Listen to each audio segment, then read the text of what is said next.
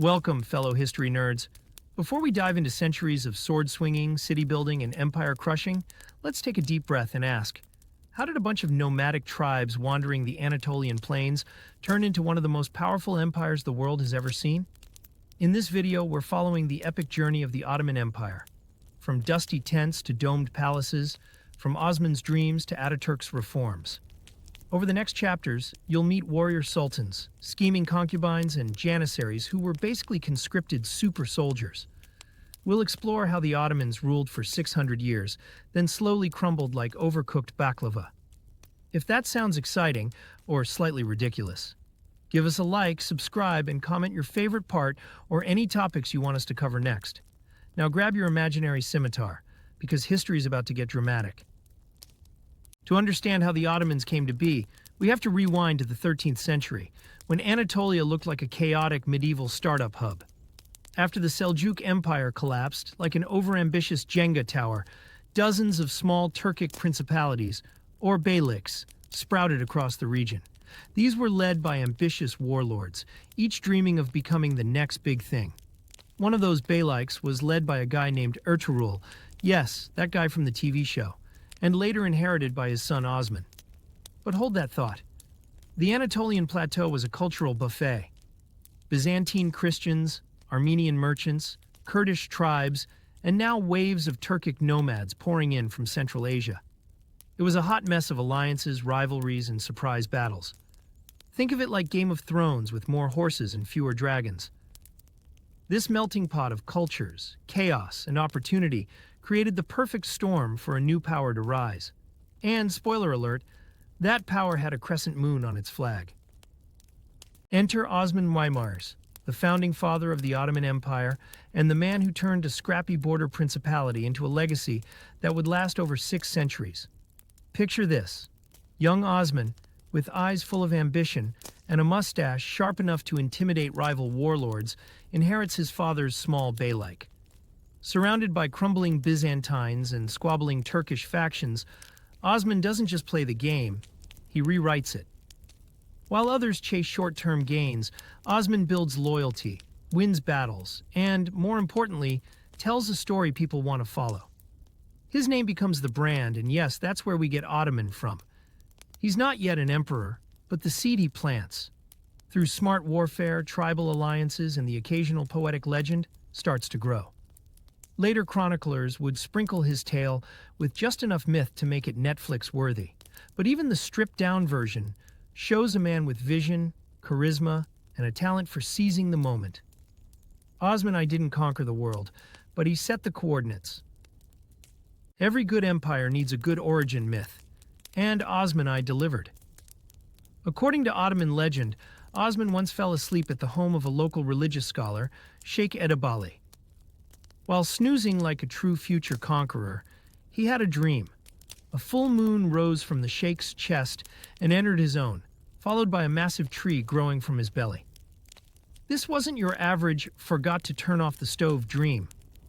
The tree had branches that stretched across continents, and its shade covered vast lands. Rivers flowed beneath it, mountains bowed, and birds nested in its leaves. Interpret that, Freud.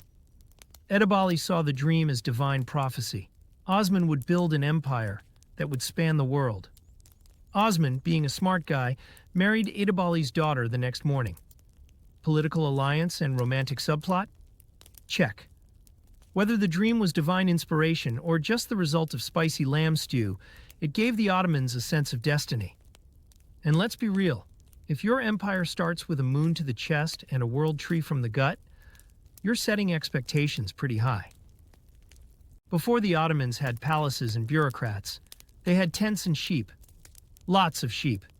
The early 13th century Turkic tribes were nomads, mobile, resilient, and surprisingly organized for people who packed up their lives every season.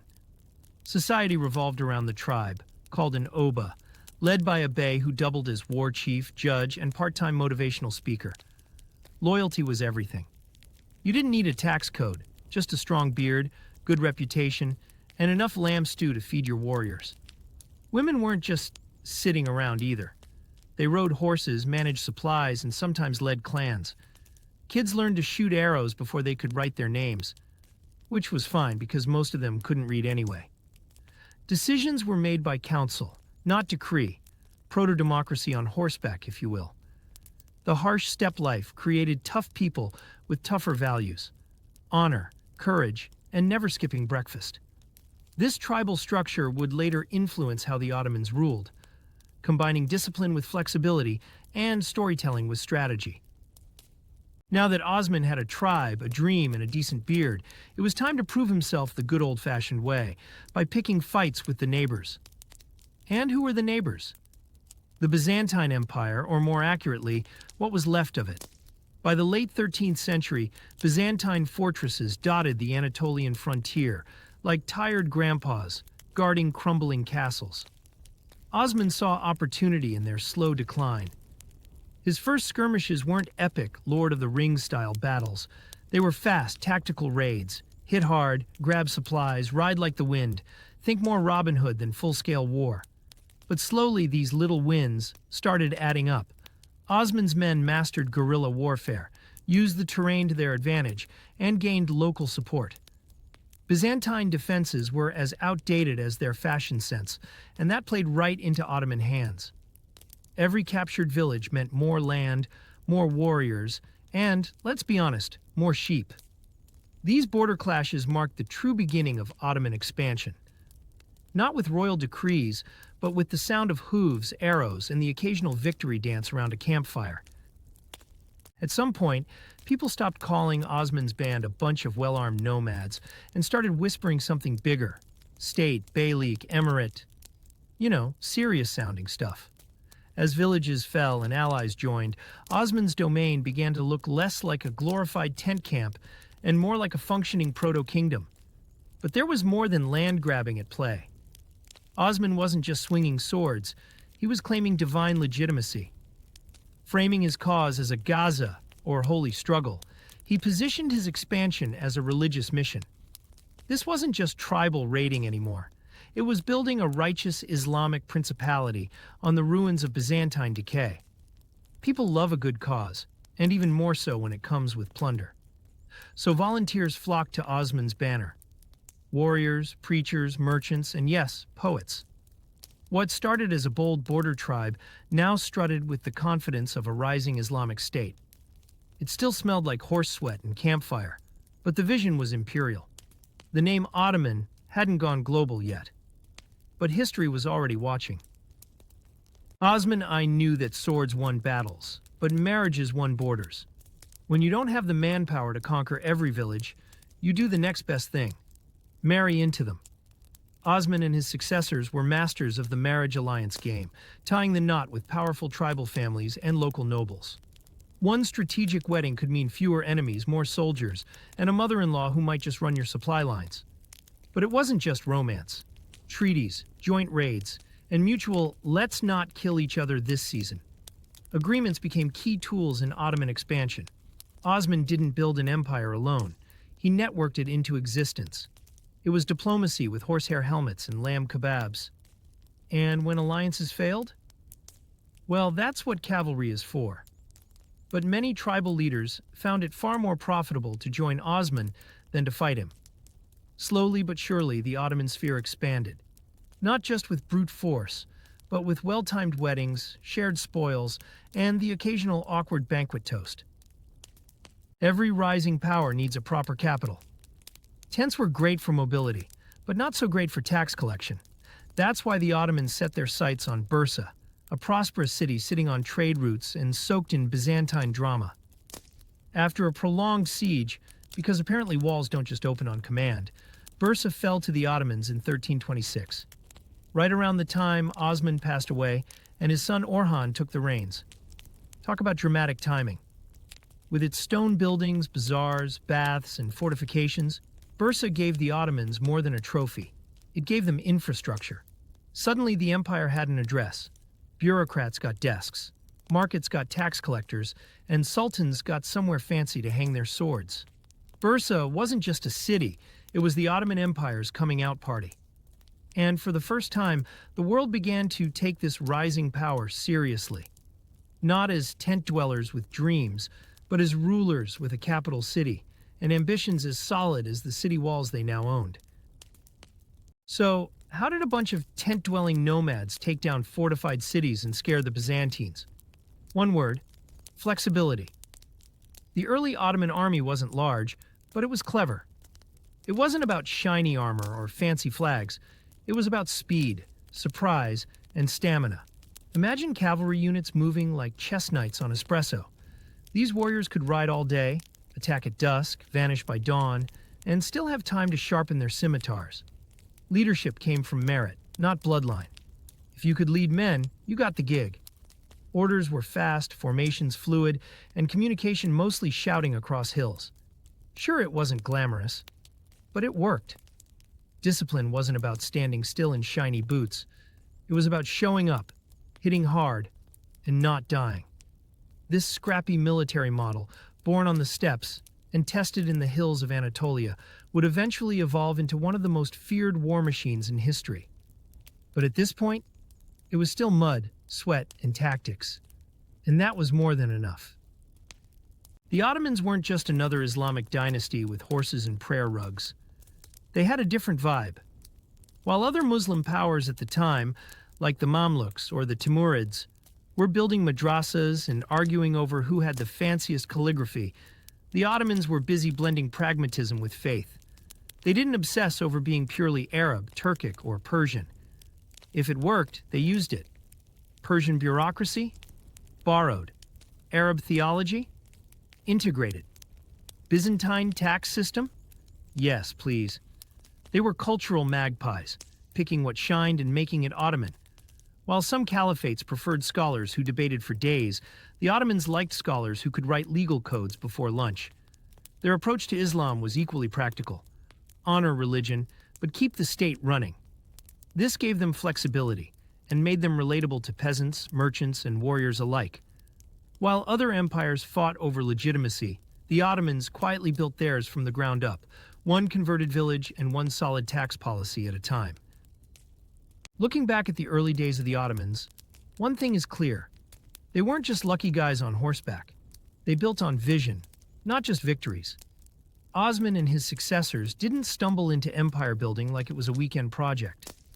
They laid down a foundation with solid leadership, smart alliances, flexible military tactics, and a worldview that balanced faith, pragmatism, and ambition.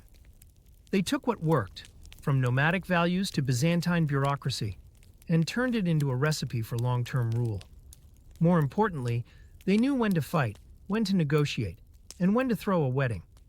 Every village added, every trade route secured, every scroll of tax codes signed. It all mattered. They weren't just reacting to history, they were writing it. And even though the word Ottoman wasn't yet a global headline, the framework of a mighty empire was already in place. Spoiler alert, it's about to get way bigger, and a lot more complicated. When Osman passed the torch, and probably the family sword, his son Orhan Gazi didn't just sit back and admire the inheritance. Nope, he hit the ground galloping.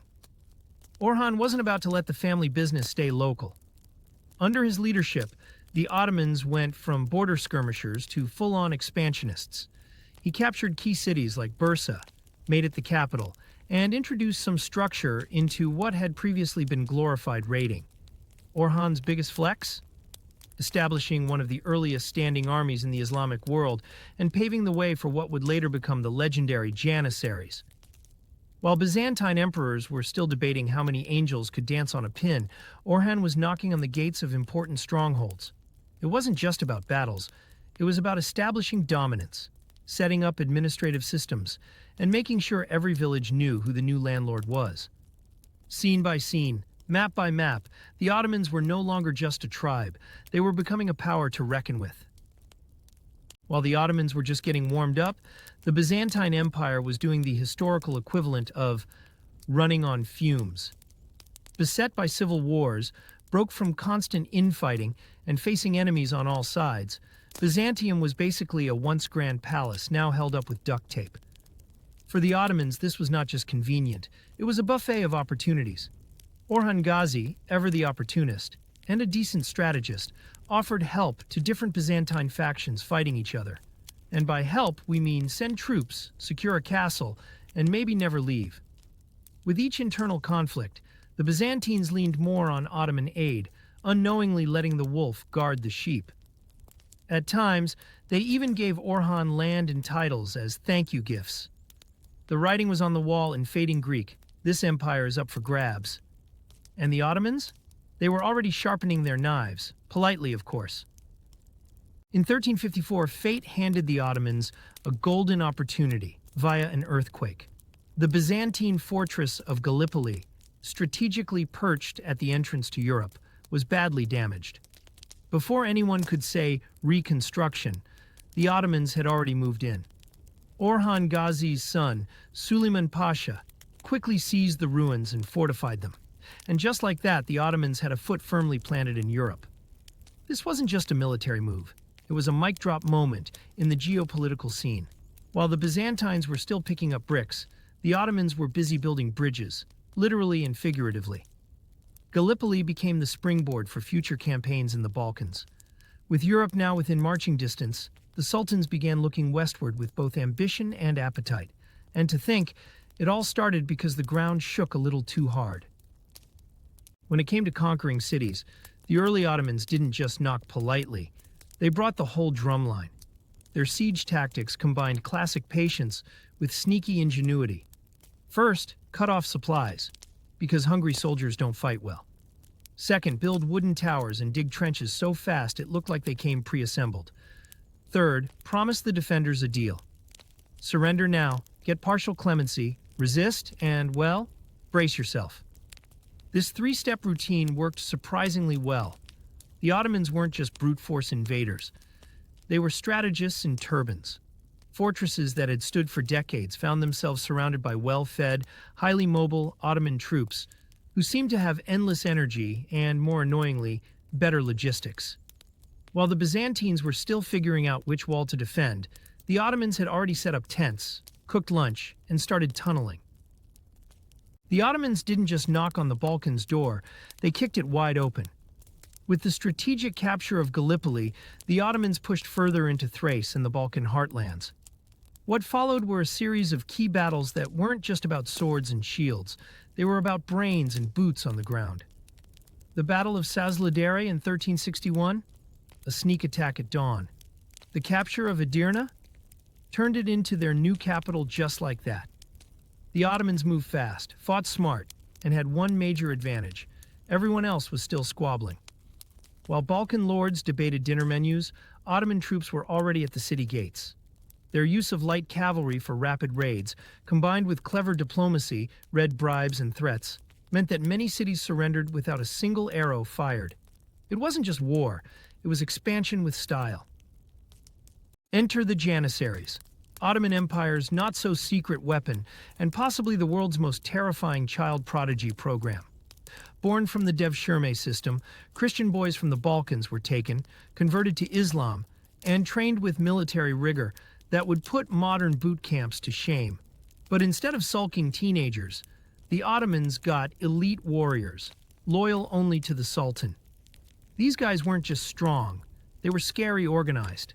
Clad in distinctive uniforms and wielding cutting-edge weapons for their time, they became the first standing army in Europe.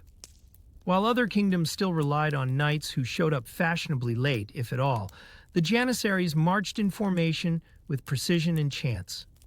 They weren't just soldiers, they were a brand, a symbol of discipline, innovation, and yes, a little fear. For enemies, hearing the Janissary band was a warning. You're about to be conquered to music. Running an empire, even in its early days, wasn't just about swords and sieges. It was about paperwork, taxes, and bureaucracy. Under Orhan Ghazi, the Ottomans realized that conquering land was one thing, but managing it without total chaos? That's the real challenge. Enter the foundations of Ottoman administration. Orhan introduced a more organized system of governance, dividing lands into provinces, appointing governors, and most importantly, making sure people paid their taxes because even warriors need to eat.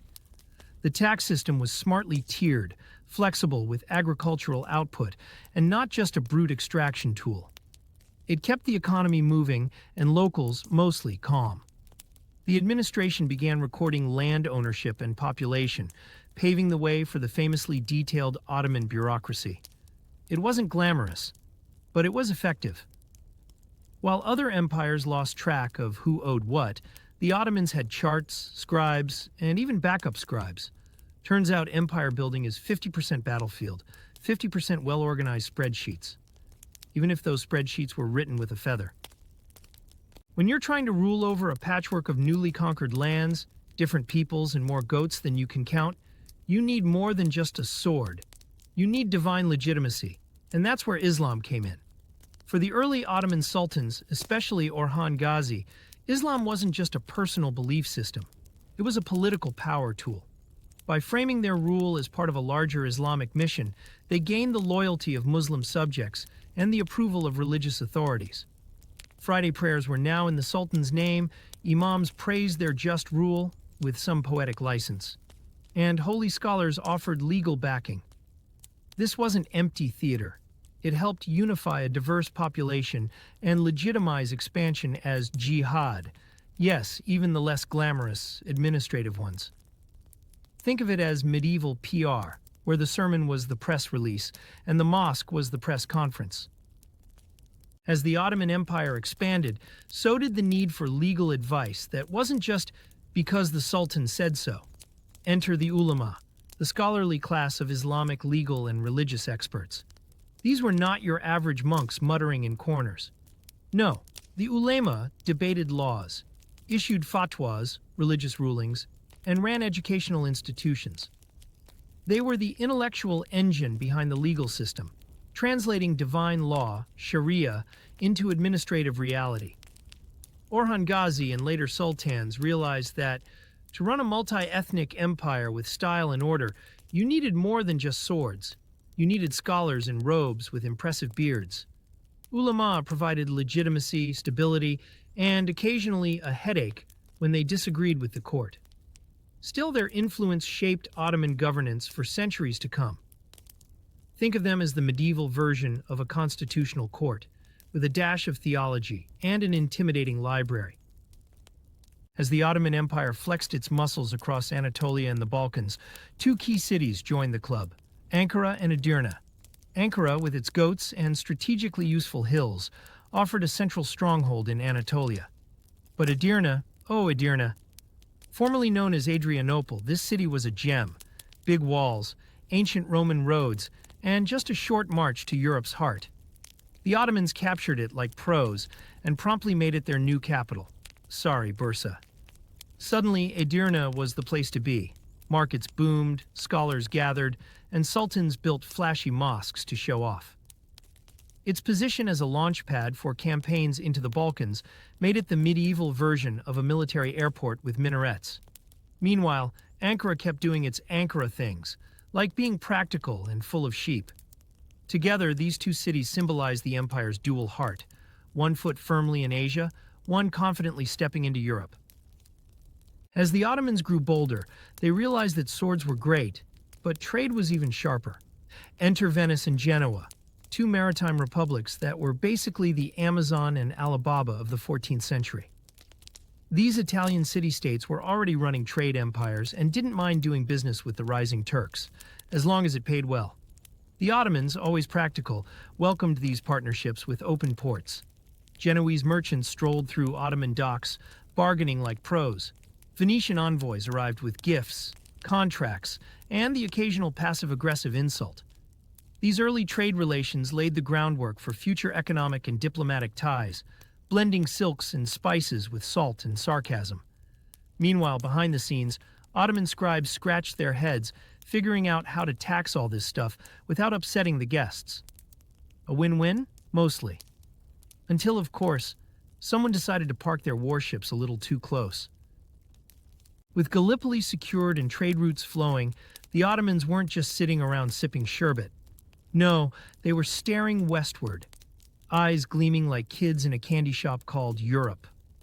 The Balkans looked tempting, full of divided principalities, crumbling fortresses, and discontented peasants ripe for liberation, or so the sultans claimed. While Western Europe was busy arguing over which royal cousin deserved a crown, the Ottomans sharpened their sabers. Expansion wasn't just a military plan, it was a destiny. Every village conquered, every border pushed, felt like a step in a divine marathon. Secret meetings, marriage alliances, bribes, and sieges, Ottoman diplomacy was as subtle as it was relentless. And behind it all, a quiet certainty. Europe wasn't safe anymore. The empire wasn't just knocking at the door, it was building a summer house on the porch. From the moment he could hold a book and a sword, Mehmed II was destined for greatness. This wasn't your average princeling who just wanted a comfy throne and some palace gossip. Nope, this kid was being groomed to take down the greatest city of the medieval world, Constantinople. Tutors in astronomy, philosophy, and military tactics surrounded him like personal avengers. He studied Alexander the Great, Caesar, and probably even took notes on how not to mess it up like his Byzantine neighbors. By his teenage years, Mehmed could speak multiple languages, calculate star charts, and plan siege logistics better than most generals twice his age. And he wasn't all brains. His intense gaze and brooding presence made people whisper, "That boy's got conquest in his eyes." While other nobles chased hunting parties, Mehmed chased destiny, one cannon at a time. Before launching the final blow, Mehmed II wasn't just sitting around polishing his sword. No, he was orchestrating one of the most methodical siege strategies in medieval history. First, he ordered the construction of Rumeli Hisara, a massive fortress built at lightning speed on the Bosphorus Strait, basically saying to Constantinople, "Hi, I'm right here and I'm serious." Next came the logistics. Hundreds of supply wagons, siege engineers, and of course the pièce de résistance, a giant cannon army. He set up camps, rallied troops from all corners of the empire, and prepared bridges, pontoons, and even naval support. This wasn't a spontaneous invasion. It was a military symphony conducted by a determined young sultan. And while Constantinople still believed its walls were impenetrable, Mehmed was already drawing blueprints to turn those walls into Ottoman confetti. Ah, Constantinople, the final bastion of the Byzantine Empire, glorious, ancient, and slightly past its prime. Once the shining jewel of Christendom, it now stood like an old lion, proud but weary, clutching its history and triple-layered walls. Emperor Constantine V did his best with what little he had: a shrinking army, outdated weapons, and a city that desperately needed renovation. Still, the citizens carried themselves with pride. Merchants traded as if nothing was happening, priests prayed with extra fervor, and nobles debated politics like it wasn't about to rain cannonballs. But beneath the pomp, cracks had begun to show, economically strained, diplomatically isolated, and militarily fragile. Constantinople was still majestic, but its glory days were behind it. As Mehmed's armies approached, the city prepared for a final act, not as a victim, but as a stubborn actor refusing to exit the stage quietly. Enter Urban, the slightly mad genius with a flair for oversized weaponry. Originally a cannon maker for the Byzantines, who were too broke to fund his dreams, Urban turned to the Ottomans with a proposition: a super cannon so powerful it could knock on Constantinople's walls like a very rude neighbor. Mehmed II, ever the opportunist, gave him the green light, and probably a blank check. The result? The Basilica Cannon, a monster of bronze, 8 meters long, firing stone balls the size of small cars. It took dozens of oxen to move, and an entire team just to operate. The sound alone could make a grown soldier consider early retirement. With each deafening shot, Constantinople's walls trembled, and history itself seemed to shift. Urban's cannon wasn't just a weapon, it was a medieval mic drop. If Mehmed was the director of this siege, Urban was the special effects guy with zero regard for subtlety. For 53 relentless days, Constantinople became the stage of one of history's loudest and most dramatic waiting games. The Ottomans surrounded the city like guests who overstayed their welcome, except with catapults, cannons, and a burning desire for real estate. Day and night, the walls of the city echoed with the thunder of artillery, the clang of swords, and the occasional shouted insult in multiple languages. Inside, Byzantine defenders patched walls with whatever they had: stone, wood, even furniture. Outside, Mehmed orchestrated waves of attacks, alternating between brute force and clever sabotage. Naval skirmishes erupted in the Golden Horn, while soldiers dug tunnels like very angry moles. At one point, the Ottomans dragged ships over land, just to surprise the Byzantines from behind. Every day brought new chaos, and every night, a false hope of peace. But Mehmed had patience, power, and Urban's cannon. It was only a matter of time and powder before history would explode through the city gates. May 29, 1453, a date forever etched into history books and shouted dramatically in documentaries. After weeks of relentless siege, the mighty walls of Constantinople finally gave in to the thundering power of Urban's cannon and the stubborn persistence of Mehmed II. At dawn, the final assault began. Janissaries stormed the walls, climbing over rubble, dodging arrows, and looking entirely too heroic for such early hours. The defenders, exhausted and outnumbered, fought valiantly, but couldn't hold. By midday, Ottoman flags fluttered atop towers that had stood for a millennium. Constantinople, the grand ancient capital of the Byzantine Empire, had fallen. Mehmed II entered the city not as a barbarian, but as a visionary. While looting and chaos swirled around him, he rode calmly through the broken gates, reportedly whispering lines of poetry about impermanence. Because why not be poetic while conquering an empire? News of Constantinople's fall spread across Christian Europe like wildfire through dry parchment. Monarchs gasped. Popes prayed. Merchants clutched their trade maps with trembling hands. The once invincible bastion of Christianity in the East had crumbled, and a 21-year-old Muslim sultan was now the new landlord. Some called for a new crusade, again. Others wrote strongly worded letters, classic, and a few just stared at the horizon, wondering if Vienna was next. While panic simmered under the surface, most European courts begrudgingly acknowledged Mehmed II's genius. Sure, they didn't love the Ottoman expansion, but credit where credit's due. The guy did take down Constantinople like it was just another Tuesday. And thus, Europe began adjusting to a new world order, one cannonball at a time. When Mehmed II entered Constantinople, he didn't just take a city, he claimed a symbol. Hagia Sophia, the architectural jewel of Byzantine Christianity, stood majestic but empty. Without hesitation, Mehmed ordered it converted into a mosque.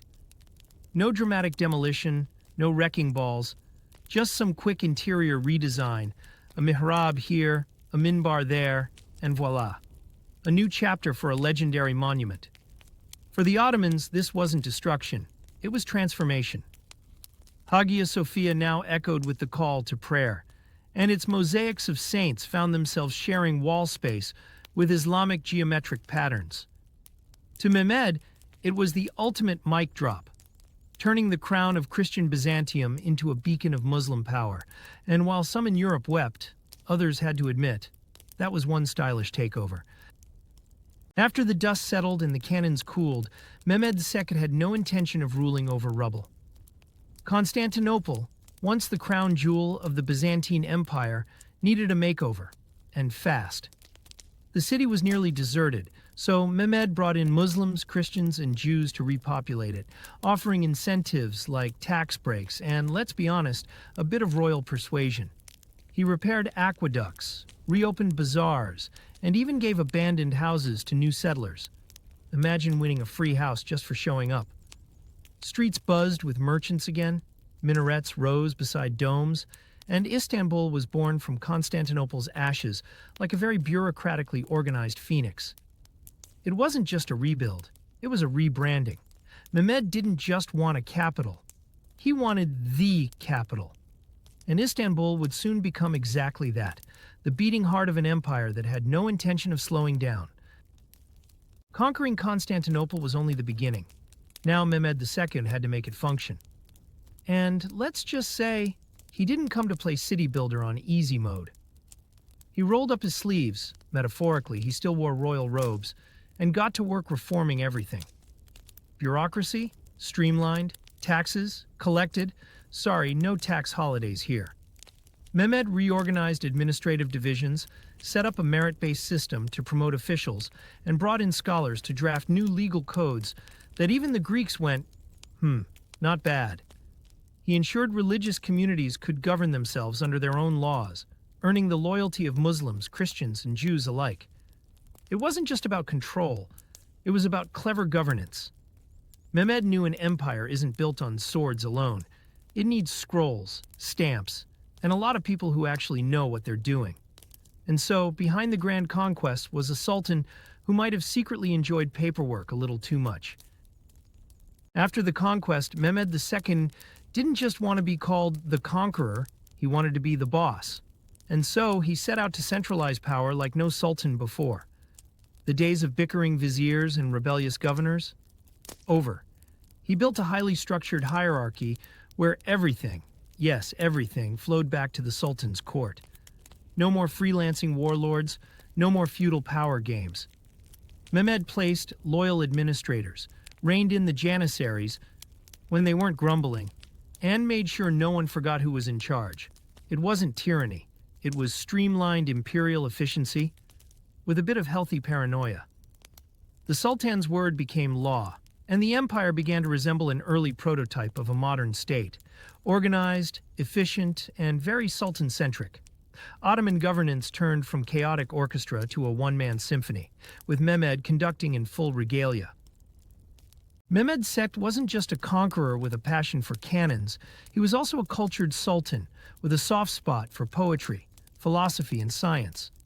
Yes, between planning sieges and expanding the empire, he somehow found time to fund libraries, invite scholars, and write verses under a pen name, because even sultans need an alter ego. Istanbul became not just a military capital but an intellectual hotspot.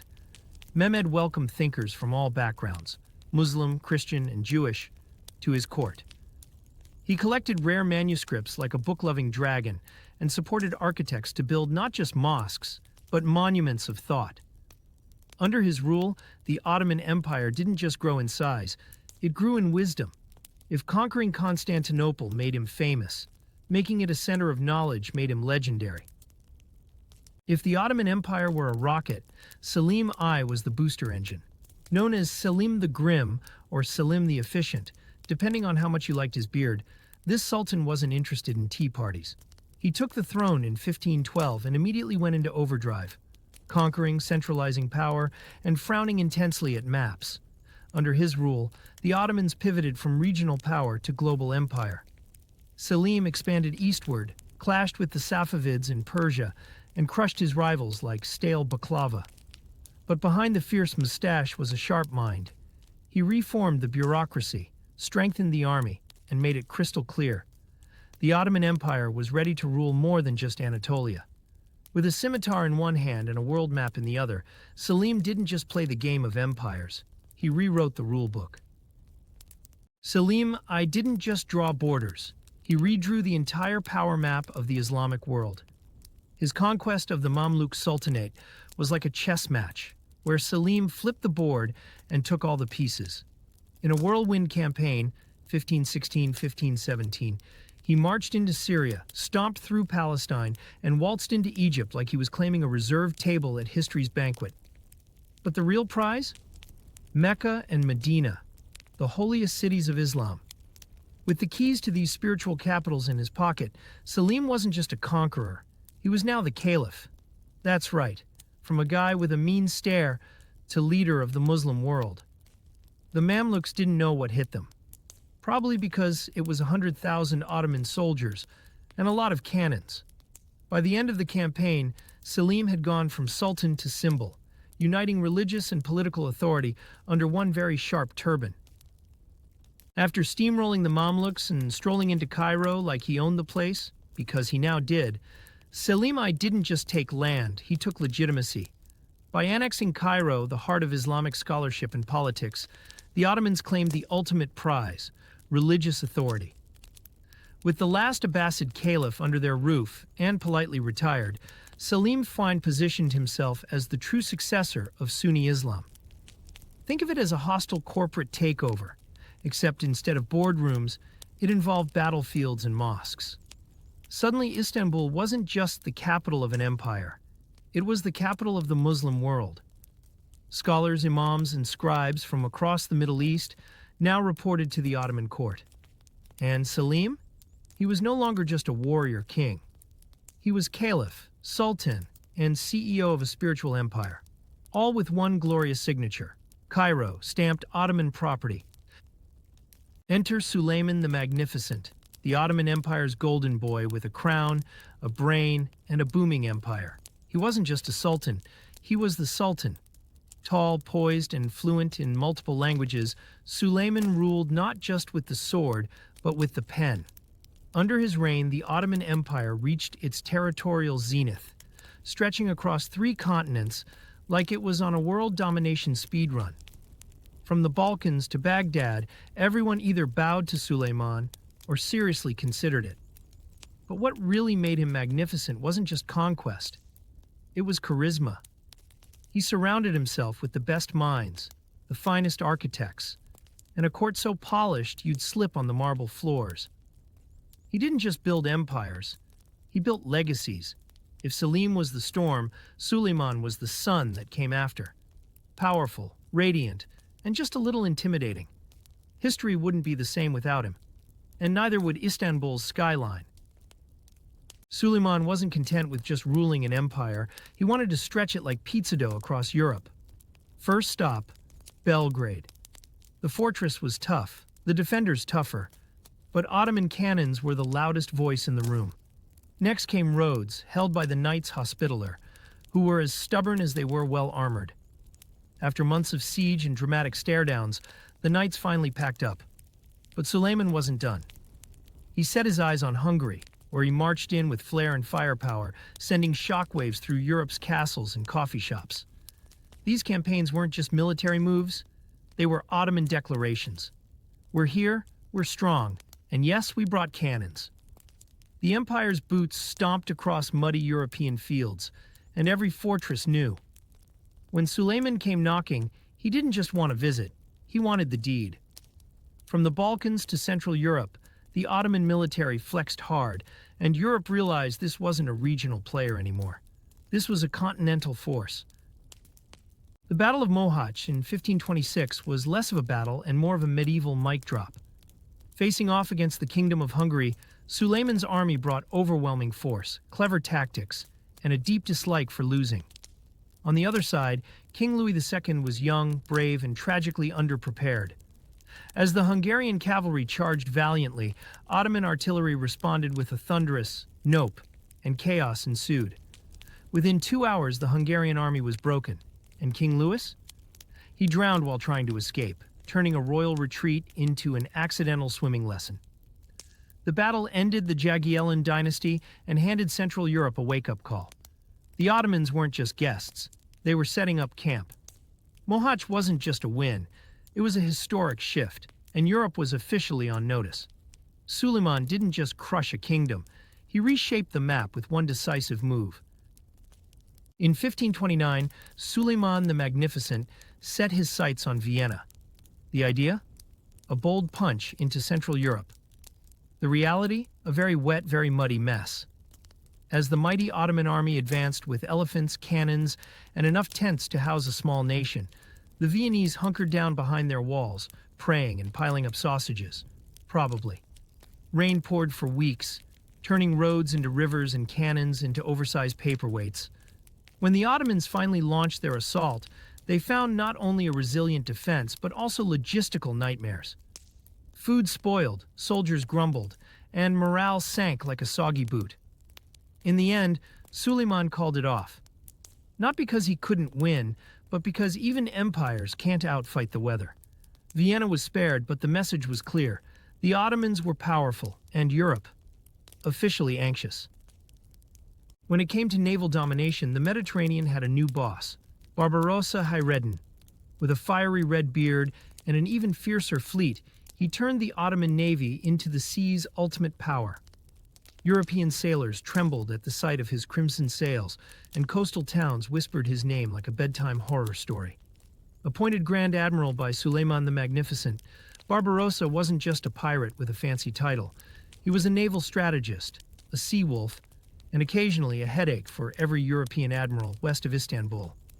Under his command, the Ottomans didn't just defend, they owned the Mediterranean, sinking ships, capturing islands, and casually redefining sea supremacy. Venice?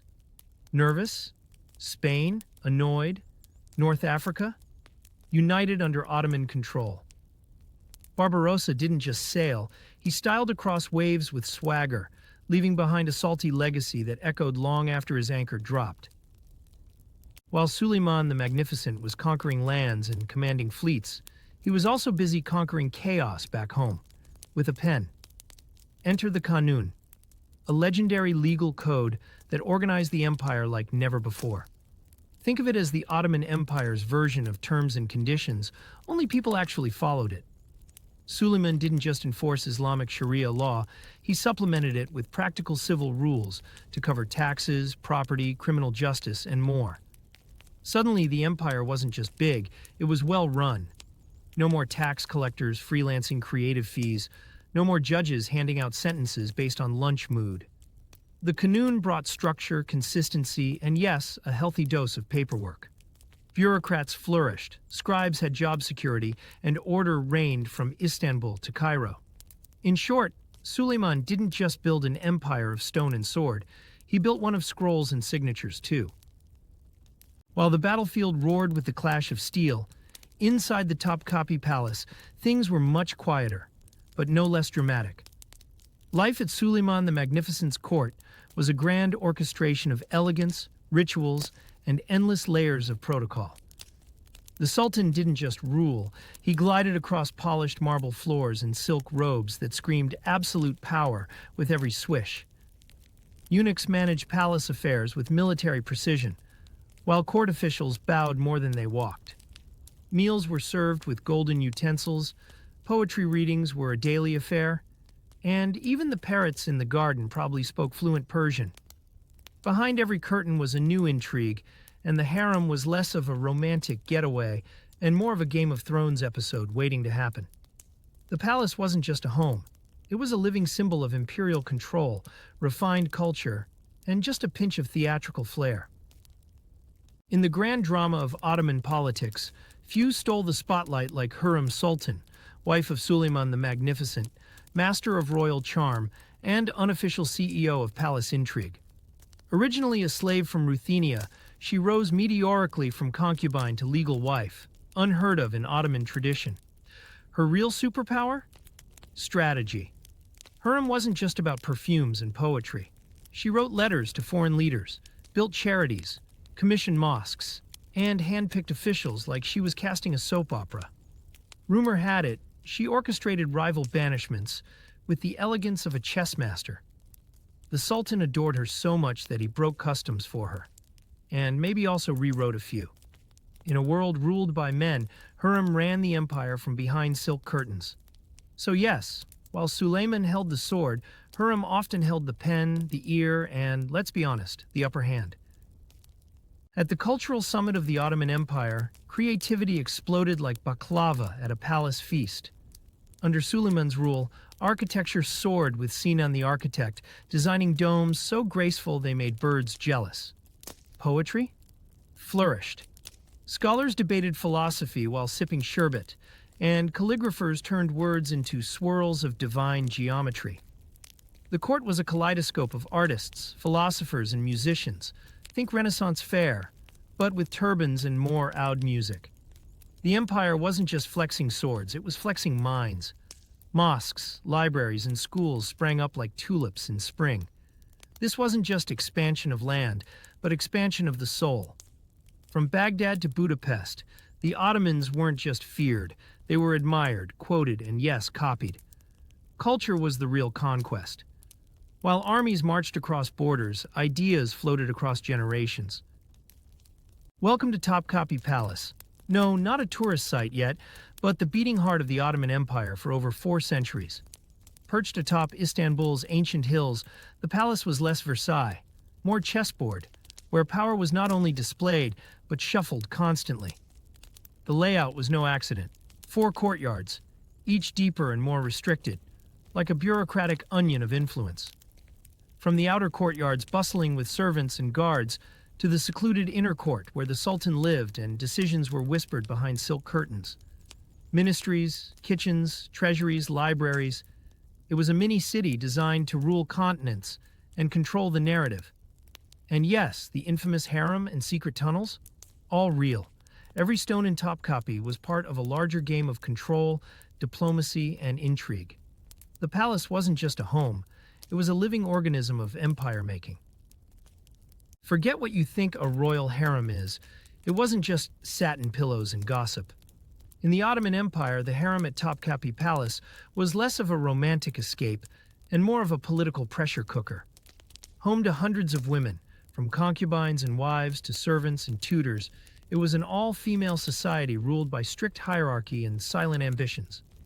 At the top stood the Valide Sultan, mother of the reigning sultan, who had more influence than many generals. Beneath her were favorite consorts and potential queen mothers, each plotting their family's rise in a world where motherhood could mean political power. Behind the curtains were not just perfumes and poetry, but letters, strategies, and secrets. The harem wasn't just a place of beauty. It was a training ground for power, diplomacy, and silent revolutions with eyeliner and whispers. In the Ottoman Empire, power didn't always wear a turban and wield a sword. Sometimes it wore a velvet robe and answered to the name Mom. The Valide Sultan, or mother of the reigning sultan, was the true queen of Topkapi Palace. While her son sat on the throne, she often sat behind the scenes, pulling strings like a seasoned puppeteer. She managed the harem, oversaw court appointments, arranged marriages, and occasionally whispered things into the sultan's ear that changed the fate of provinces. Don't be fooled by the soft silks and slow steps. This lady could outmaneuver any vizier. Political alliances? She invented them. Intrigue? She orchestrated them.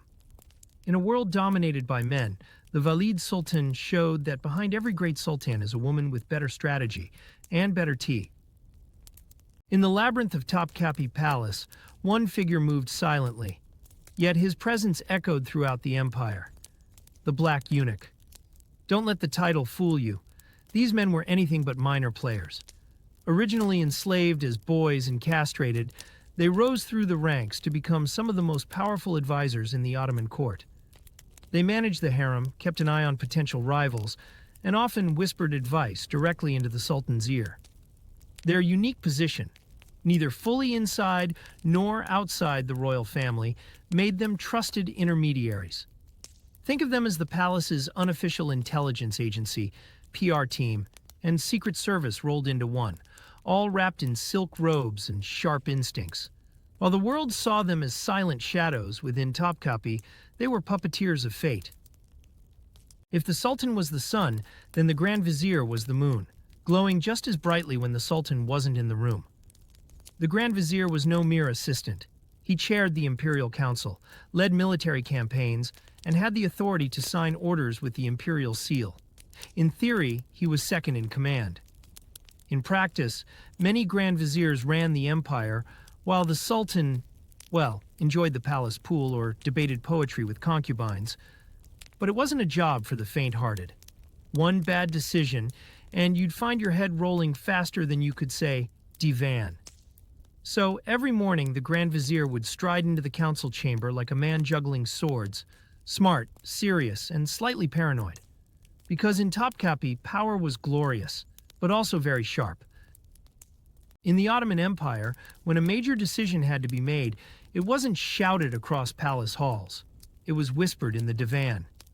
This high council wasn't a grand stage of drama, well, not always, but rather a serious roundtable of viziers, scholars, and military minds. Led by the Grand Vizier, the divan decided on wars, taxes, laws, and which ambassador got the fancier tea set. Members wore serious robes, carried serious scrolls, and held even more serious opinions. Sometimes debates got so heated that even the tea trembled. But make no mistake, this wasn't just a chat group for old men in turbans. It was the engine room of empire. Every morning they gathered in the divan hain with elaborate tiles and stern guards, crafting decisions that would ripple across 3 continents. Ottoman governance? Less yelling, more calculating silence and raised eyebrows. How did the Ottoman Empire maintain a bureaucracy that actually worked? Simple, by recruiting gifted kids and turning them into uber-civil servants. Enter the Enderun School, a palace boarding school for future elites. Here, boys, often from the Devshirme system, were trained in languages, math, calligraphy, diplomacy, and yes, how to bow just right. Only the smartest made it past the endless exams, etiquette drills, and scroll unrolling drills. These weren't just nerds. They were palace ninjas in robes. Upon graduation, they became scribes, diplomats, or advisors, armed with knowledge sharper than any sword. The system was strict, but it created a meritocratic elite that ran the empire like clockwork. In short, while the Janissaries guarded the empire with swords, the Enderun graduates conquered it with ink and protocol. How did the Ottomans manage an empire bursting with different ethnicities, religions, and opinions louder than a coffeehouse debate? With laws, lots of them. Ottoman legal life was a balancing act between Sharia law, Islamic principles, and Kanun, imperial decrees. Think of it as a legal duet, one spiritual, one practical. Courts dotted the empire, handling everything from land disputes to neighborly chicken theft. Judges, or qadis, were highly respected and wore turbans big enough to store all their case notes. Everyone had access to justice. Muslim, Christian, Jew, even that merchant who always haggled too hard. And yes, bribery existed, but even bribes had to follow proper protocol. The system wasn't perfect, but it worked surprisingly well for centuries. So next time you complain about jury duty, just be glad you're not memorizing both Quranic law and the Sultan's latest wheat tax update. Life inside the Topkapi Palace wasn't just about whispering politics. It was a full-blown ritual performance. Every step, every bite, and every bow followed a script worthy of an Oscar. The Sultan's dinner, delivered on golden trays, accompanied by a solemn parade of silent servants, each more serious than the last. You didn't just walk into a room, you entered, with posture and choreography. Even sipping sherbet had ceremonial flair. Ottoman court life blurred the line between a royal household and a very exclusive stage play. The food? A banquet of endless tiny dishes, each seasoned not just with spice, but with meaning. Dishes came in specific order, matching the Sultan's mood, season, or phase of the moon, probably. And woe betide the servant who placed the spoon on the wrong side. The elegance was stunning. The pressure, enough to make anyone spill their rose water. The Janissaries were not your average marching band. Recruited as young boys through the Devshirme system, they were taken from Christian families, converted to Islam, and rigorously trained to become the elite stormtroopers of the Ottoman Empire. Think of them as a mix of Navy SEALs and ultra-polite but terrifying butlers, ready to fight, salute, and serve tea if commanded. Clad in tall white felt hats and heavy robes, they marched in eerie silence, their discipline unnerving even the boldest. Loyalty wasn't a suggestion, it was embedded in their bones. They swore allegiance not to a general or a flag, but directly to the Sultan himself. And woe to anyone who thought of rebellion, until, of course, the Janissaries did rebel centuries later, proving that even the most loyal soldiers have limits, especially when denied their coffee privileges. Topkapi Palace wasn't just a fortress of political scheming, it was also the Google, Netflix, and Louvre of the Ottoman Empire rolled into one. The palace's vast library brimmed with precious manuscripts, maps, and scientific texts from across the Islamic world and beyond. Calligraphers with near-mystical hand control copied books with the precision of laser printers, while scholars debated astronomy, medicine, and why coffee should be its own food group. Meanwhile, the Sultans didn't just flex with armies. They flexed with patronage. Famous poets and miniature painters were regulars at court, trying not to spill ink on priceless carpets. Supporting the arts wasn't just a hobby. It was a way to show refinement, power, and that you had more taste than your rivals. In a world of swords and schemes, culture was the soft power that struck just as deep. Topkapi Palace was more than a symbol of imperial grandeur. It was a chessboard of political intrigue. Behind the gilded gates, power didn't always roar. It whispered, plotted, and passed notes through silk curtains. Every corridor had ears, and every shadow possibly hid a rival's ambition. A glance from the Valid Sultan could end a career, while a misstep in the harem could trigger a scandal that shook the empire. Eunuchs relayed secret messages, scribes accidentally leaked reports, and ambitious officials buttered up every possible superior with gifts or flattery. In this labyrinth, loyalty was seasonal, and alliances as fragile as a porcelain coffee cup. The Sultan ruled with decrees, yes, but behind the curtains, it was diplomacy, gossip, favors, and finely brewed politics that truly ran the empire. The palace was less a place of rest, and more a grand stage where everyone played their part, and tried not to fall off it. After the mighty reign of Suleiman the Magnificent, the Ottoman Empire entered a period of royal underachievement. Successive sultans seemed more interested in poetry, pigeon racing, or just napping, leaving real power to palace officials and the ever-watchful harem. Instead of leading armies or enacting bold reforms, many sultans became figureheads, politely nodding while their mothers, grand viziers, or favorite concubines pulled the strings. The palace turned into a backstage theater of manipulation, where influence was everything and a raised eyebrow from the Valid Sultan could shift policy. Courtiers mastered the fine art of flattery, bribery flourished like tulips in spring, and political decisions were sometimes made between bites of baklava. It wasn't that the empire lacked rulers, it just had too many people ruling the ruler. And so the once mighty Ottoman engine began to sputter, not with a bang, but with a faint yawn from a distracted sultan in silk pajamas. Welcome to the age of the golden cage, a period when Ottoman princes lived in luxury, but under lock and key. To avoid bloody coups and endless palace assassinations, the empire decided to keep potential heirs grounded, literally. Young princes were confined to lavish apartments within the palace, complete with tutors, servants, and enough velvet cushions to make a sultan jealous. But freedom? Not so much. Some spent decades in these golden prisons, slowly turning from eager heirs into socially awkward book-quoting hermits. By the time they were finally crowned sultan, if they survived, they were often out of touch, paranoid, and unsure whether to rule or just redecorate. The policy did reduce palace bloodshed, but also ensured that many rulers started their reigns like confused interns on their first day. The golden cage may have looked luxurious, but in the grand scheme of Ottoman politics, it was more of a velvet-wrapped timeout corner. Once the pride of the Ottoman Empire, the Janissaries were elite warriors raised from childhood, trained to be loyal, disciplined, and terrifying on the battlefield. But by the 17th century, something had gone terribly wrong. These former military monks had turned into street bullies with uniforms. Instead of fighting enemies, they now fought for bribes, perks, and the best spots in palace kitchens. Promotions were no longer earned by valor, but bought with gold, or baklava. Some Janissaries even opened shops, ran protection rackets, and moonlighted as landlords. When they weren't demanding pay raises, they were threatening coups. Sultans began to fear their once loyal troops, unsure whether they'd march into battle or into the throne room with pitchforks. The Janissary Corps, once the steel backbone of the empire, had become a political nightmare in baggy pants. If you wanted a high-ranking job in the Ottoman Empire during its decline, forget merit or exams. Just bring your wallet.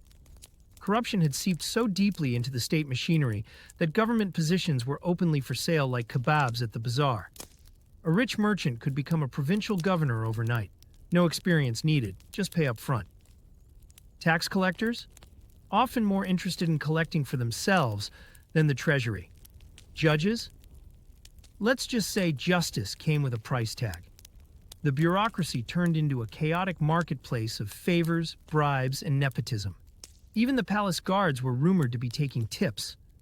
With money flowing in the wrong direction and unqualified officials in power, the empire's efficiency resembled a camel trying to do ballet. In short, it wasn't governance. It was a bargain hunting circus. The Ottoman Empire wasn't just losing battles, it was hemorrhaging dignity. In the 17th century, the empire found itself locked in long, exhausting wars with Persia in the east and the Austrian Habsburgs in the west. These weren't glorious victories or epic tales of heroism.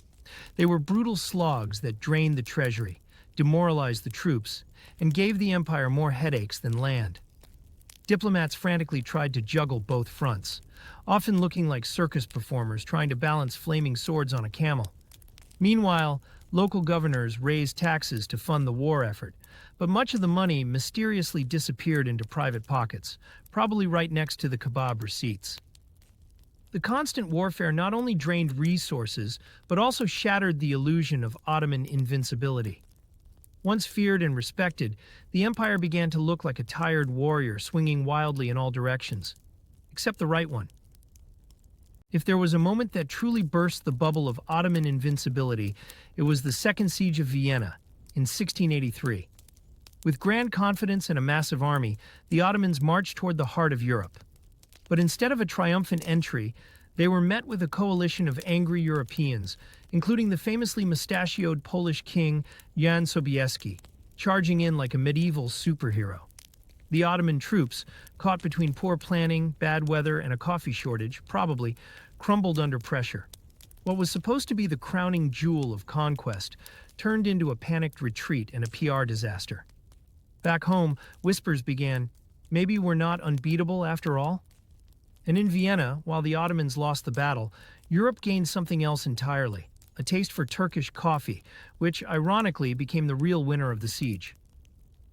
After licking its wounds from the failed siege of Vienna, the Ottoman Empire was met with a reality check in the form of the Holy League. This wasn't some medieval boy band, but a serious European alliance. Austria, Poland, Venice, and Russia formed to kick the Ottomans while they were down. The result? The Treaty of Karlowitz in 1699, a historical moment when the Ottomans, for the first time, had to officially give up large chunks of land. Hungary, Transylvania, Croatia, gone. The scribes probably wept over their maps. The once ever-expanding empire now had to redraw its borders, smaller. The ink wasn't even dry when diplomats began the classic, "it's not that bad" spin. But everyone knew this was the beginning of territorial shrinkage and the end of Ottoman dominance in Europe. On the bright side, less border to patrol. As the Ottoman Empire's central authority weakened, regional governors and local leaders thought, why not run the show ourselves? From the rugged Balkans to the deserts of the Middle East, rebellions flared up like popcorn in hot oil. In Serbia and Greece, villagers rallied behind charismatic leaders with more mustache than military experience. Meanwhile, tribal chiefs in Arabia and Kurdish lords in Anatolia decided taxes were optional and sultans were suggestions. The once tightly controlled empire now looked more like a family WhatsApp group, chaotic, with everyone talking over each other. The central government in Istanbul tried to respond, but their messages got lost in bureaucratic loops and Janissary coffee breaks. The empire was cracking not just from outside threats, but from its very core. Spoiler, this wasn't just a phase. As if losing wars and internal rebellions weren't enough, the Ottoman economy decided to throw its own tantrum. Inflation skyrocketed as the empire flooded markets with debased coins that barely had any silver left. Imagine chocolate coins, but without the chocolate. Tax collectors became more creative, red, corrupt, inventing taxes like breathing near a mosque or owning a mustache. Meanwhile, trade routes shifted, and European powers sailed around the empire entirely, bypassing Ottoman toll booths. Markets that once buzzed with silk and spices now echoed with complaints and unpaid debts. The treasury, once overflowing with conquest gold, now looked like a forgotten piggy bank. People bartered chickens for bread, and the empire's economic strategy seemed to boil down to hope for the best. In short, the Ottoman economy was in free fall, and no one had invented the parachute yet. While European armies were busy upgrading with muskets, cannons, and fancy marching bands, the Ottoman military seemed stuck in a time loop. Janissaries still trained like it was the 1500s, complete with outdated weapons and strategies. Instead of adapting to modern warfare, generals clung to the glory days, citing tradition as their battle plan. Their idea of innovation? Adding more feathers to their helmets? Meanwhile, European troops coordinated with maps, signals, and science, while Ottoman officers debated astrology before launching attacks. The result? Defeat after defeat. The empire that once shook Europe now looked like the guy who brought a sword to a gunfight. Heroic, yes, but tragically outgunned. Once the cultural powerhouse of the Islamic world, the Ottoman Empire was now, well, boring. In the 17th century, art stopped being bold and started being safe. Poetry, full of cliches, music, same old court melodies, scholars, too busy writing flattering essays about long-dead sultans. Once vibrant architecture gave way to uninspired imitations of older styles. Intellectual salons turned into echo chambers, where no one dared challenge old ideas. While Europe was stirring with Enlightenment thought, the Ottoman elite were still debating whether coffee was sinful. The empire that once birthed genius architects like Mimar Sinan was now struggling to build a public fountain. When art becomes predictable and thought becomes recycled, you know the decline isn't just political, it's cultural too. As the empire groaned under the weight of incompetence, corruption, and endless wars, a whisper began to echo through the dusty corridors of Istanbul. Maybe we need to change things? From frustrated scholars to overtaxed merchants, voices of reform slowly grew louder. Some suggested modernizing the army, others wanted tax reform, and a few brave souls dared to recommend limiting the Sultan's power. Gasp. Of course, the old elite weren't thrilled, especially those who enjoyed bribes, silk robes, and being carried around in palanquins. But deep down, everyone knew the truth. The empire couldn't keep coasting on the glory of Suleiman forever. The cracks were showing, and if no one fixed the roof, the house might collapse. And thus began the first timid steps toward reform. Small, slow, and often sabotaged, but at least someone finally brought up the elephant in the room. By the 19th century, the Ottoman Empire was crumbling under its own weight, like a giant wearing 500-year-old boots with holes. It was time for a change. Enter Tanzimat, literally meaning reorganization. It wasn't a trendy buzzword from a palace think tank, but a genuine panic button. With European powers flexing muscles and revolts sparking across provinces, Ottoman elites realized patchwork wouldn't do. They needed to remodel the whole empire. Tanzimat was launched to modernize governance, law, the military, and education, borrowing heavily from European systems. Reformers like Mustafa Reshid Pasha saw the writing on the wall: modernize or perish. But of course, reform in the Ottoman style was never straightforward.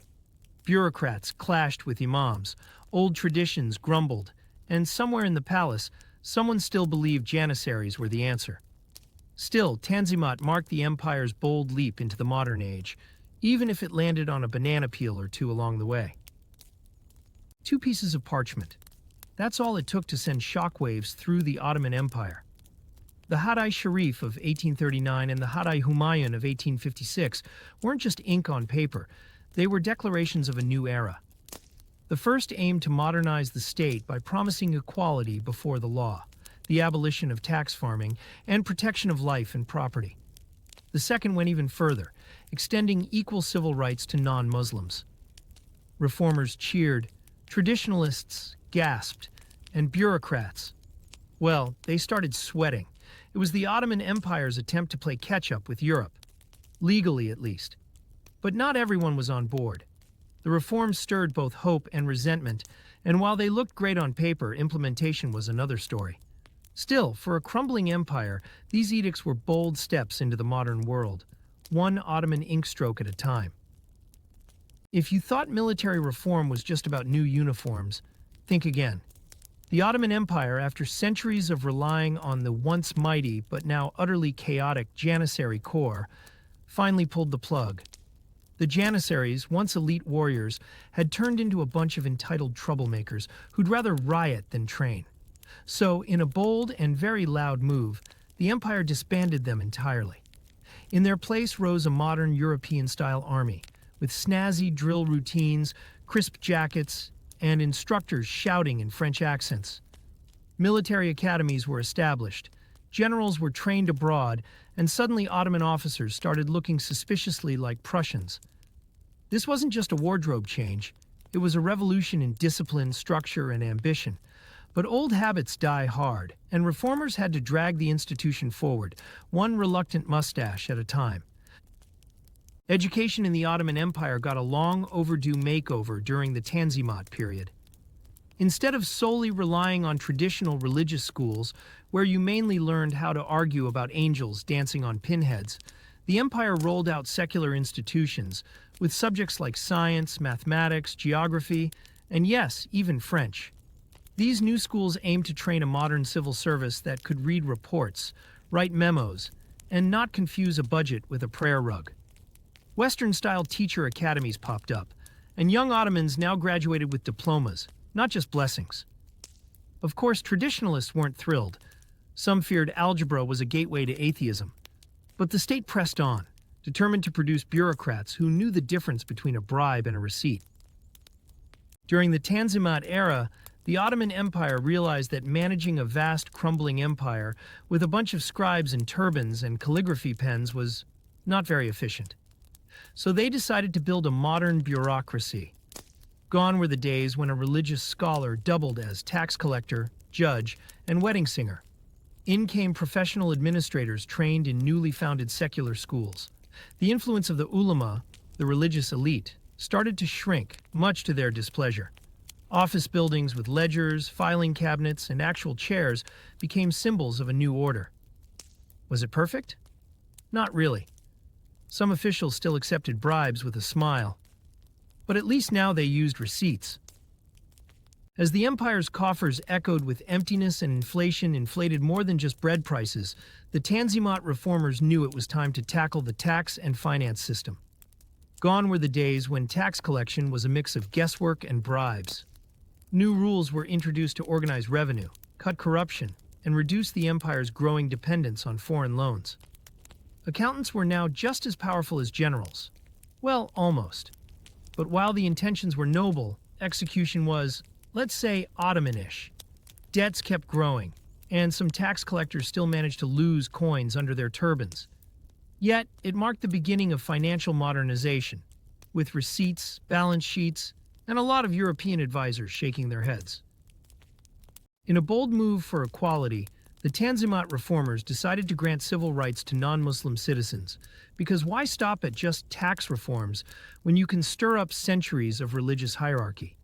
The Hadi Humayun Decree of 1856 promised equality before the law for Christians, Jews, and Muslims alike.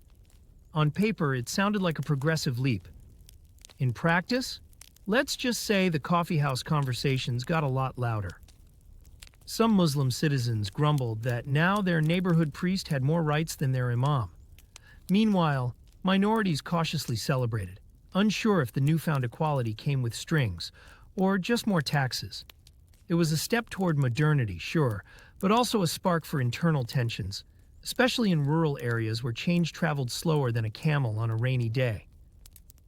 As the Ottoman Empire tried to modernize, it didn't just borrow European ideas. It also ended up with some unexpected European roommates. France and Britain, ever the helpful friends, offered political and financial assistance during the Tanzimat era. In reality, this meant more embassies, more advisors, and yes, more subtle control over Ottoman policies.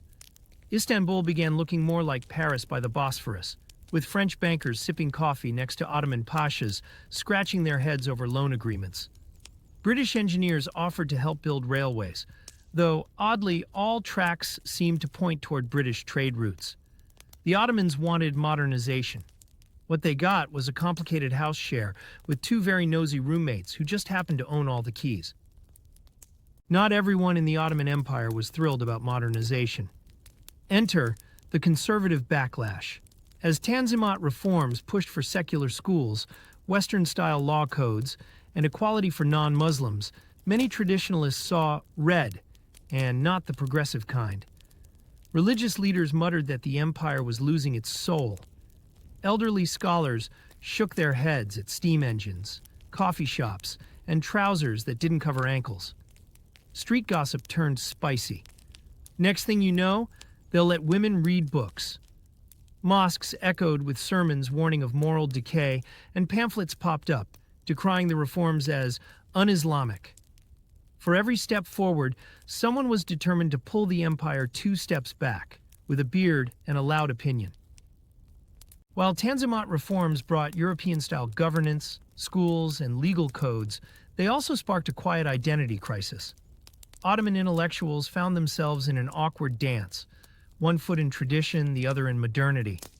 In smoky coffeehouses and ornate salons, they debated fiercely. Could one wear a fez and read Rousseau at the same time? Was Westernization a sign of progress, or a cultural betrayal? Some scholars quoted Voltaire between prayers, while others wrote poetry lamenting the loss of Ottoman values. This tug-of-war wasn't loud, but it was everywhere, like a background melody of confusion. The empire was modernizing, yes, but no one seemed quite sure what it was turning into. In 1876, the Ottoman Empire took a bold leap, drafting its very first constitution and establishing a parliament. Yes, a parliament. Suddenly, Ottoman officials were dusting off their fezes, standing behind podiums, and debating laws like they were in London, with slightly more mustaches. The Constitution, inspired by European models, promised equality before the law, freedom of the press, and other shiny ideals. But let's not get too excited. It was also conveniently suspended just 2 years later. Still, for a brief moment, the empire flirted with democracy. Reformers hoped this would save the sinking ship, but skeptics feared too many cooks and clerks in the constitutional kitchen. Nevertheless, it marked a historic step. The empire had entered the age of constitutions, briefly, awkwardly, and with much facial hair. As the Tanzimat era approached its curtain call, optimism slowly gave way to frustration. Reforms were rolled back, ministers were reshuffled like playing cards, and the promising Constitution of 1876 suspended faster than a student who brought snacks into the library. Sultan Abdul Hamid II, suspicious of democratic dreams, decided autocracy was more his style. Cue the return of censorship, secret police, and a very cranky bureaucracy. The reformers, once stars of the imperial show, now sipped tea in exile or retirement, wondering where it all went wrong. The empire still had debts to pay, provinces to calm, and Western powers knocking at the gate. In short, the Tanzimat had danced, twirled, and finally tripped over its own boots. But even in failure, it left a mark. A generation of Ottoman thinkers wouldn't forget this wild, reformist experiment. By the late 19th century, the Ottoman Empire was starting to resemble a VIP lounge with far too many uninvited guests. France, Britain, and Russia were no longer just sending ambassadors.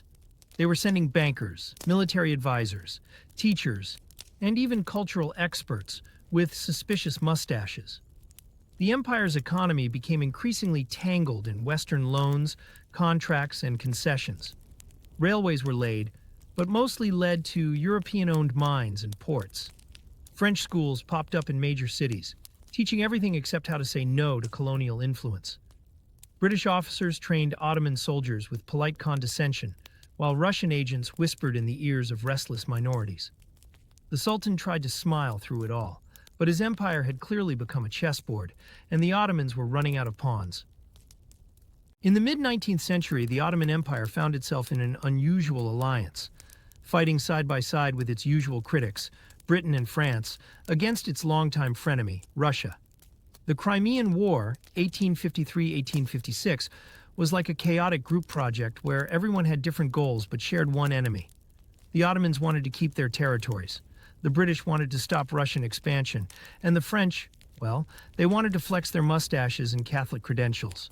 The war introduced modern weapons, trench warfare, and lots of confused soldiers writing letters home asking, "Why are we even here?" Although the Ottomans technically won, they were left with a mountain of debt, wounded pride, and the dawning realization that their survival now depended on playing European power games, with very unclear rules. The Treaty of Berlin in 1878 was like a surprise group breakup party, and the Ottomans weren't even invited to dance. After the Russo-Turkish War, the European powers gathered around the negotiating table like self-appointed marriage counselors, carving up the Balkans with all the grace of toddlers with scissors. The Ottomans lost vast territories, and what remained was a ticking time bomb of nationalism. Bulgaria got autonomy, with a side of Russian hugs. Serbia and Montenegro were basically independent, and Romania waved goodbye with barely a glance back. Meanwhile, the Ottomans tried to look dignified in a robe of patchwork provinces, stitched together by diplomacy and desperation. The treaty didn't just redraw borders, it lit a fire under nationalist movements all across the empire. Spoiler: that fire wasn't going out anytime soon. Nationalism in the Balkans didn't just knock, it kicked the Ottoman door wide open. After centuries under imperial rule, peoples like the Greeks, Serbs, and Bulgarians began flexing their independence muscles, inspired by Enlightenment ideas, romantic nationalism, and just a dash of "we're tired of this empire" thing. Greece broke free first in a dramatic war of independence that had European poets weeping and volunteering. Thanks, Lord Byron. Serbia followed suit, and soon the Balkans were buzzing with uprisings, secret societies, and revolutionary mustaches. The Ottoman response? Mostly confusion, paperwork, and occasional overreaction.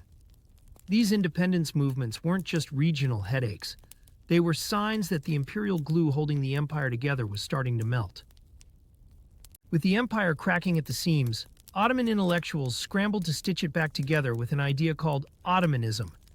Imagine trying to convince a room full of people speaking different languages, practicing different religions, and nursing centuries-old grudges that we're all Ottomans now. The theory was lovely on paper: equality before the law, shared civic identity, and no more favoritism.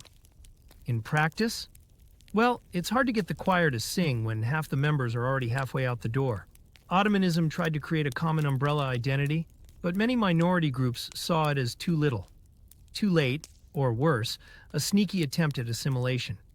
Still, it was a noble, if doomed, attempt to plug the leaks in the imperial boat using idealism and ink. As the 19th century wore on, tensions between the Muslim majority and Christian minorities in the Ottoman Empire simmered like a pot left unattended. The Armenian population, feeling increasingly marginalized and inspired by nationalist movements elsewhere, began pushing for more rights and autonomy. The Ottoman government, however, saw this not as a polite request but as a potential rebellion. Add a few local skirmishes, stir in paranoia, and you've got the perfect recipe for conflict. Armed clashes erupted, accusations flew, and distrust boiled over. Both sides painted the other as dangerous radicals. The Armenian uprising became a symbol of the empire's inability to handle diversity, and the increasingly brutal reactions foreshadowed darker days ahead. It was a moment when reform dreams gave way to fear, and everyone started looking over their shoulder. As the empire creaked under pressure from within and without, a new generation of reformers emerged. Idealistic, sharp-tongued, and very good at keeping secrets. The young Ottomans were the first wave, mixing Islamic values with Western political ideas, like constitutionalism. They published fiery newspapers, whispered in salons, and dreamed of a freer empire. But they were soon overshadowed by the next big thing: the Young Turks. This new club had more members, more ambition, and apparently better branding. They organized in secret societies, used code names, because that's how you know it's serious, and plotted not just reform, but a whole new system. Their meetings were part political rally, part underground rave, minus the dancing. While the Sultans played catch-up, these revolutionaries were already printing manifestos in Paris cafes. The Ottoman Empire had a new headache, and it wore a fez and read Rousseau. After years of whispers in back rooms and manifestos printed in exile, the Young Turks finally stepped into the spotlight in 1908, and boy, did they make an entrance. With the Ottoman Empire limping from crisis to crisis, they staged a constitutional revolution that forced Sultan Abdul Hamid II to restore the 1876 constitution. Parliament was back, people were cheering, and Fez sales probably skyrocketed. It was political theater with a twist. Idealists, soldiers, and scholars all united under the banner of reform, and probably a few dramatic speeches.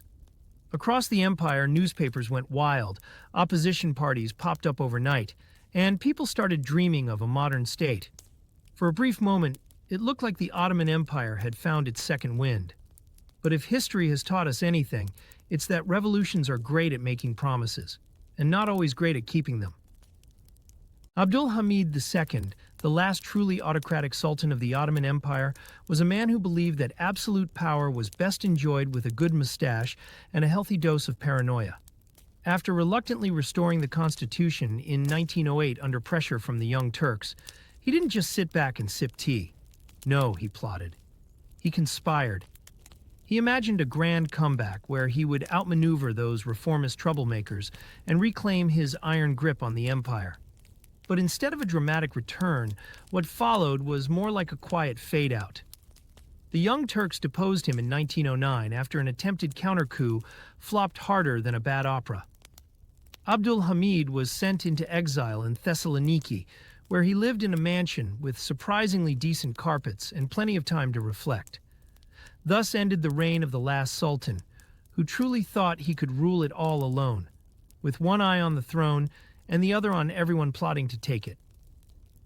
After the Young Turks took power in 1908, the Ottoman Empire entered what can only be described as the trial version of freedom. On paper, there was a constitution. In practice?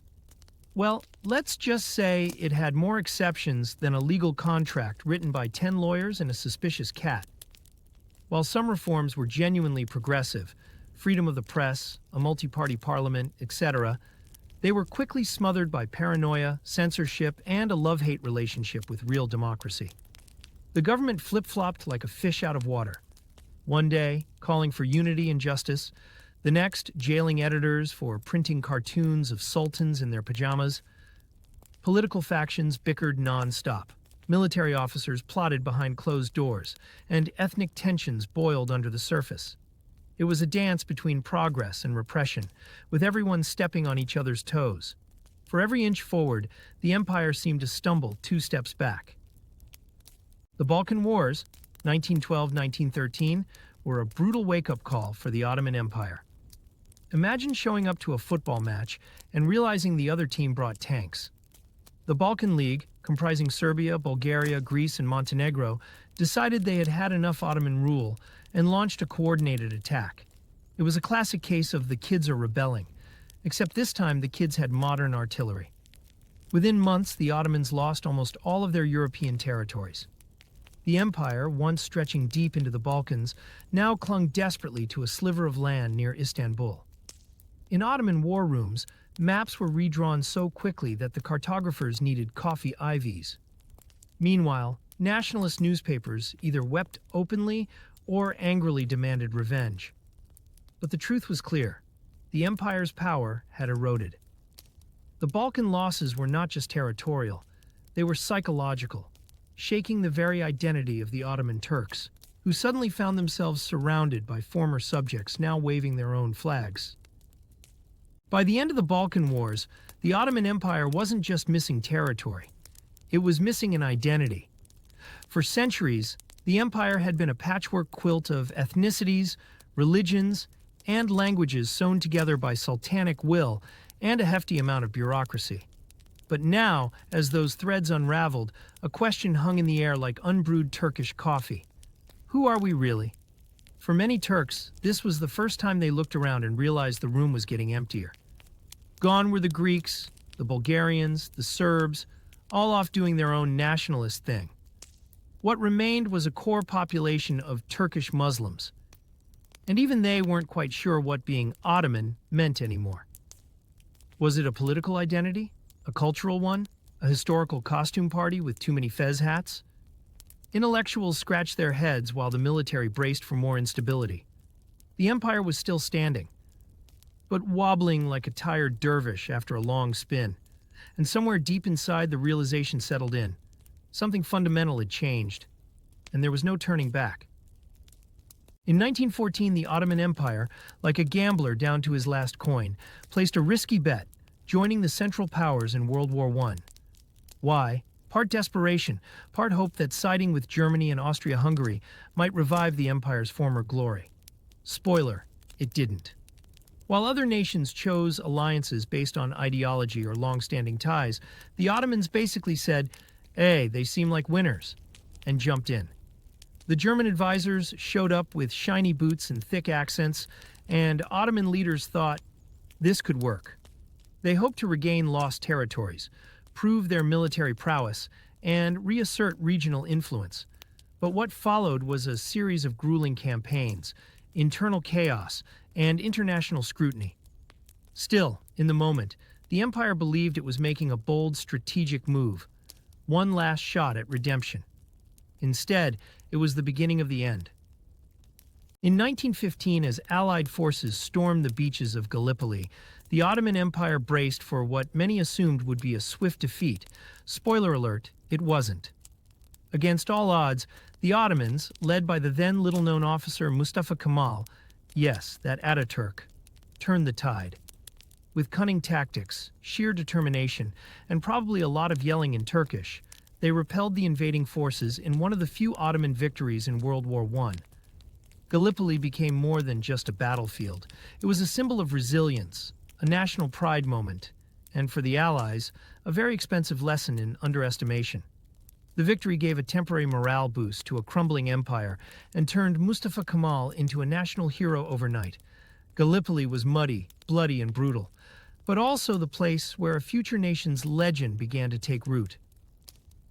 While the Ottomans were busy celebrating Gallipoli, another front was unraveling in the Middle East.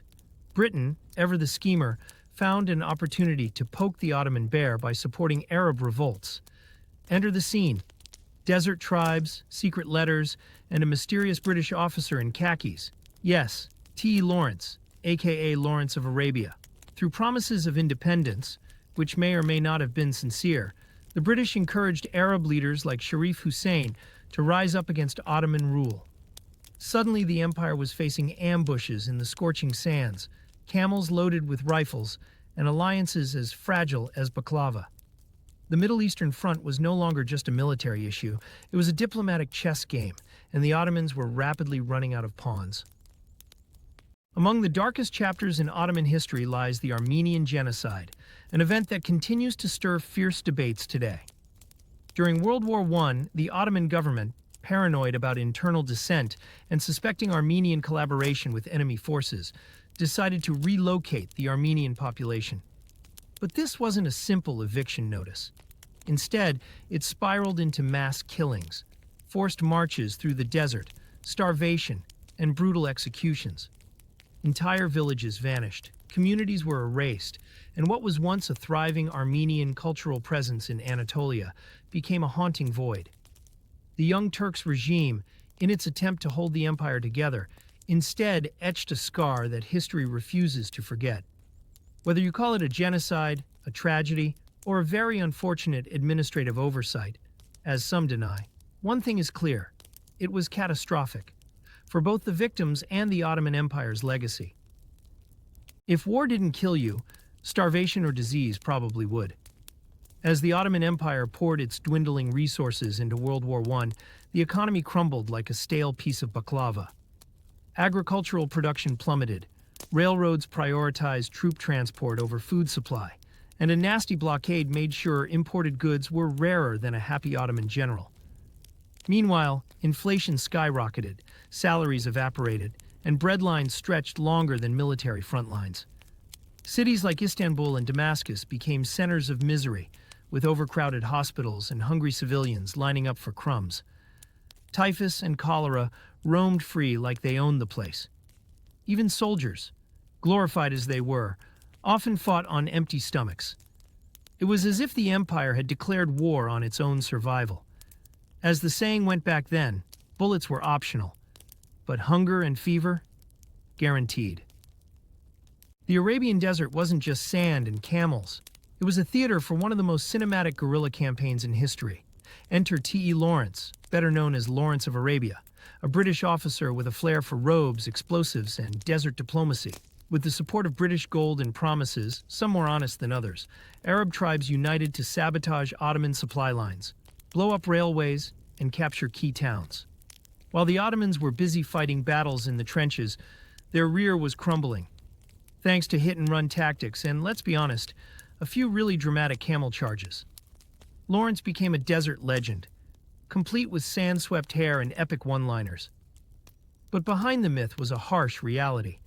The Ottoman grip on the Arab world was slipping fast, one sabotaged train at a time. While Ottoman soldiers fought desperately in trenches and deserts, far from the battlefield, diplomats in elegant suits were secretly drawing new borders for a world that wasn't theirs to divide. The Sykes-Picot Agreement of 1916, negotiated in secret between Britain and France, carved up the Ottoman Middle East, like a cake at a party the Ottomans weren't even invited to. With a few pen strokes and a straight ruler, ancient regions were split apart, ignoring ethnic, tribal, and historical realities. You get Syria, we get Iraq, and let's toss Palestine into a mystery box.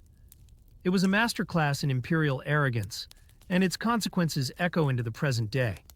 While Ottoman commanders still believed they were fighting for unity, the map of the Middle East was already being redesigned in a smoky backroom in Europe. By late 1918, the Ottoman Empire was running on fumes, its army scattered, its economy in tatters, and its political leaders nervously sipping coffee while pretending things were under control. Then came the Armistice of Mudros. On October 30th, 1918, the Ottomans officially threw in the towel and signed a document so full of surrender clauses it could double as a how to lose an empire manual. The Allies gained control over key ports, transportation lines, and the right to occupy any strategic territory they pleased. Basically, the empire became an open buffet for foreign powers. In Istanbul, stunned officials stared at the telegram like it had personally insulted their honor. The sick man of Europe had finally fallen off the hospital bed. But somewhere in Anatolia, a different kind of energy was beginning to stir. In November 1918, Allied forces marched into Istanbul like they were attending a grim parade. British, French, and Italian soldiers strutted past the Hagia Sophia, while stunned locals peered from behind curtains, wondering if this was real life or a bad dream. The once mighty Ottoman capital, the seat of sultans for centuries, now bore foreign flags flapping in the wind like uninvited house guests. The Ottoman government, already demoralized from signing the Armistice of Mudros, tried to save face with empty proclamations. But even the pigeons in Sultanahmet Square knew the empire was no longer in charge. The occupation was more than symbolic. It was the final nail in the imperial coffin. As Allied ships lined the Bosphorus and foreign officers strolled through palaces once reserved for grand viziers, Istanbul, and the empire it ruled, quietly slipped into history. While Allied troops paraded through Istanbul, something was stirring in Anatolia. Something that didn't involve surrender or fancy uniforms. Local leaders, war veterans, and everyday citizens, tired of being pawns in someone else's empire, began whispering of resistance. At the heart of it all stood Mustafa Kemal Pasha, freshly decorated from the Gallipoli campaign, and full of that signature "I'm not done yet" energy. In towns like Samsun and Amasya, meetings took place in smoky rooms above tea houses, as maps were drawn and slogans scribbled. This wasn't a nostalgic attempt to revive the Ottoman past. It was the shaky first step toward something radically new. With Istanbul occupied and the Sultan under Allied watch, the real power started to shift eastward. And just like that, Anatolia went from being the empire's quiet backyard to the front porch of a full-blown national movement. Resistance wasn't loud yet, but it was real, and it had a plan. With Istanbul under Allied control and the Ottoman government paralyzed, the real momentum shifted to Anatolia, specifically to two places that barely made headlines before, Erzurum and Sivas. Here, Mustafa Kemal Ataturk convened congresses not with royal decrees or imperial fanfare, but with maps, passionate speeches, and a room full of delegates in mismatched suits and dusty boots. The Erzurum Congress was like the dress rehearsal, where local leaders pledged unity and independence. Then came the Sivas Congress, the real show. A national movement was officially declared. Mustafa Kemal, now something between general, politician, and motivational speaker, was chosen as chairman. There were no gold-trimmed thrones or court musicians, just hard benches, ink-stained papers, and a burning desire to resist. In those modest town halls, a republic was quietly sketched, one meeting at a time. On November 1st, 1922, something astonishing happened, not with cannon fire or revolutions, but with paperwork. The Grand National Assembly of Turkey officially abolished the Ottoman Sultanate. After more than 6 centuries of rule, the empire ended not with a bang, but with a signed decree and a collective sigh of exhaustion. Sultan Mehmed VI, once the supreme ruler of vast lands, boarded a British warship and sailed off into exile like a royal character in a historical soap opera. The palaces were silent, the janissaries long gone, and the crescent flag lowered. But out of this quiet finale rose a new beginning. A republic was on the horizon. The end of the empire wasn't a crash. It was a curtain call. A long dramatic play had finally concluded, and the audience, i.e. the Turkish people, were ready for a new script. With the empire in ruins and Istanbul under foreign control, a new figure emerged from the ashes, Mustafa Kemal. Not a sultan, not a caliph, just a determined man with a serious mustache and an even more serious plan. From the mountains of Anatolia, he rallied intellectuals, soldiers, farmers, and the occasional goat herder to resist foreign occupation and chart a new path for Turkey. He wasn't just fighting invaders. He was fighting old habits. No more bowing to sultans, no more divine right, just sheer stubborn nationalism. Mustafa Kemal, later known as Ataturk, didn't look back with nostalgia. He looked forward with blueprints.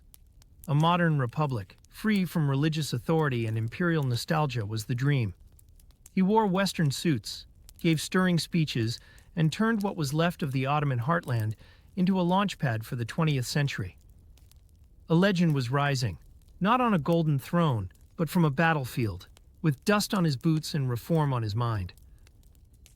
From 1919 to 1923, the Turkish War of Independence was less of a war and more of a miracle in motion. While Western powers carved up Ottoman lands like a pizza at a diplomatic dinner, Ataturk and his supporters said, "No thanks, we brought our own recipe." Facing occupation from the Greeks in the west, Armenians in the east, French in the south, and British just about everywhere else, the resistance was outgunned, outnumbered, but not outwitted. With makeshift rifles, endless speeches, and an impressive ability to walk long distances without complaint, they reclaimed their country, piece by piece. Victories in Sakarya and Dumlupinar turned the tide, and by 1923, the invaders were packing up faster than tourists at closing time. This wasn't just about borders. It was about identity, pride, and saying goodbye to 6 centuries of imperial baggage. The empire may have ended, but from the ruins rose something unprecedented: a modern, secular, and fiercely independent Turkey. In 1922, the unthinkable happened. The Ottoman Sultanate, once feared across continents, was officially abolished. After more than 600 years of sultans, harems, turbans, and a palace staff large enough to rival a small town, the empire's top seat was declared vacant.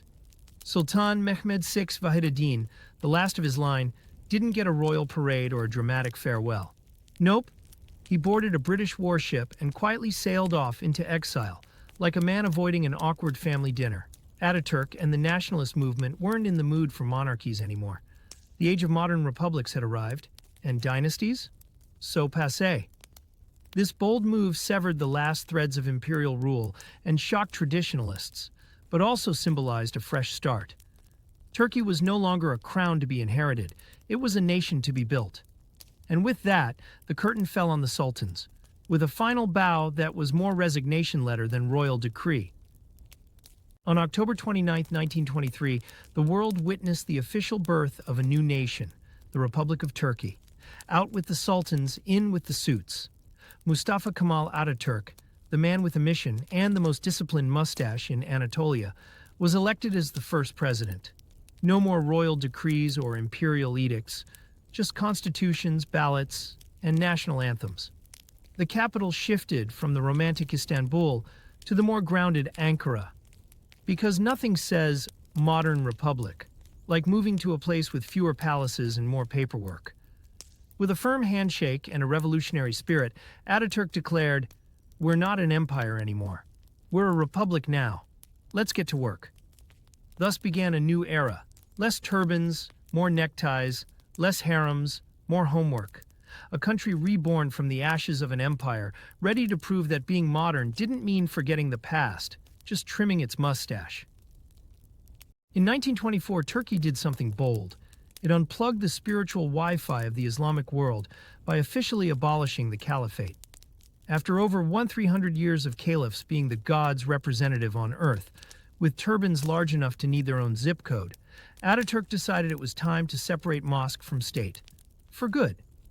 With a firm pen stroke and zero drama, well, mostly, the last caliph, Abdulmajid II, was sent into exile.